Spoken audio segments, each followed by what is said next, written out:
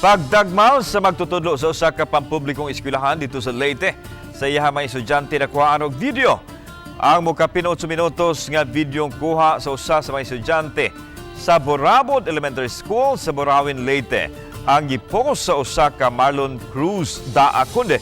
Nakita sa video nga ang mga estudyante nga gipaskwat at tubangan sa klase o pagbunal nila sa maestro gamit ang silhig nga tukog. Miabot na sa libuan nga nireact o mi-share sa iskutang video. Base sa phone recording, naitabo ang insidente hapon ni adtong Lunes, October 23. Ang video nakaabot na sa atensyon sa DepEd Eastern Visayas nga daling mihimo og imbestigasyon sa insidente. Daling ipadawag ang school head sa Borabod Elementary School ug ang hingtungtang maestro. Og samtang nagpadayon ang imbestigasyon, gipasalig sa DepEd nga dili nila tugtan ang unsa mang pagpadapat, diskriminasyon, bullying ug ubang puso o pagpangabuso sa educational system.